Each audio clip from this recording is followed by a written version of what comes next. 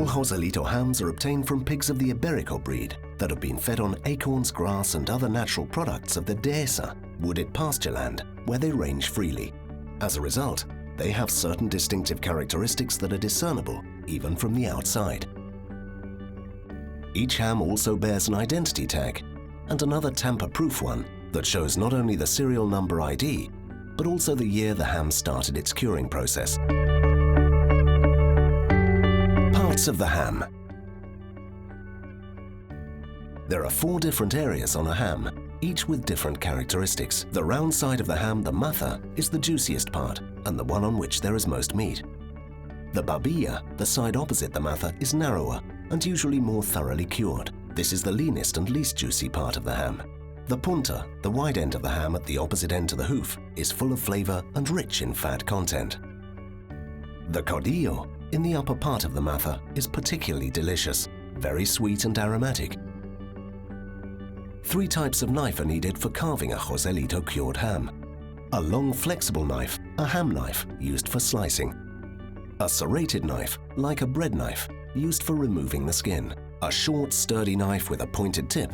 You will also need a sharpening steel. This is essential for keeping knives sharp. If it is going to be eaten quickly, the matha is the place to start, securing the ham in its stand with the hoof facing upwards. However, if the ham is likely to be eaten more slowly, as is generally the case at home, it is better to start at the babilla. The recommended carving temperature is around 25 degrees centigrade. The first step is to use the serrated knife to make an incision around the foreleg in the narrow part of the ham, near the bone. Remove the skin by slicing towards the previous crosswise cut. Make sure that you always keep your free hand behind and above the knife to avoid cutting yourself. Once the skin has been removed, the outer layers of deep yellow-colored fat must be cut away. Always start at the hoof end and slice towards the thigh bone. If the whole Joselito ham is to be eaten within the same day, the skin and fat can be removed completely. This makes it easier to carve. However, if it is to be eaten over a longer period, you should only cut away the skin and fat from the part that is to be eaten immediately. Start cutting in the part known as the matha. Beneath the first layer of fat is the lean meat, liberally marbled with fat. When you reach the thigh bone, use the boning knife to cut decisively around the bone so that you can separate it from the ham. This will make it easier to extract slices from this part of the joint. As the bone reappears at surface level, repeat the same operation. Continue cutting slices from the surface you started with and from the new surface, the punta that has appeared behind the bone. The blade of the knife should be pressed firmly against the ham, and the back and forth slicing movement should be slow and rhythmic without you ever having to exert force. The aim is to achieve small, thin slices, some 4 to 5 centimeters long. All the slices should contain enough lean and fat meat for the flavor to be enjoyed to the full. The cut surface must always be flat and perfectly horizontal, without any steps or curves.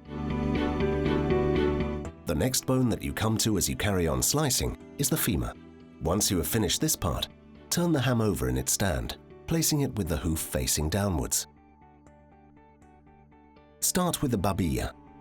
Begin by cutting away skin and fat, just as you did with the matha, though in this case less fat should be removed.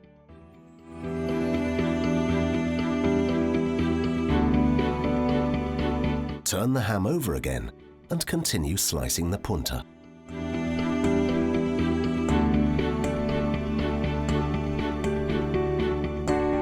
The cordillo, in the upper part of the ham, is a particularly flavorful part of the joint. When you reach the meniscus, use the boning knife to separate the bone from the ham.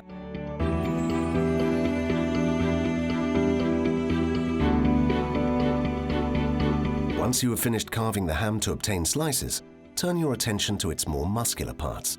The meat from these can be cut into taquitos, lardons, which can either be eaten as they are or used in cooking. Even the bone, despite having been picked completely bare, is an excellent source of flavor for meat and vegetable soups. Joselito, more than a brand, a legend.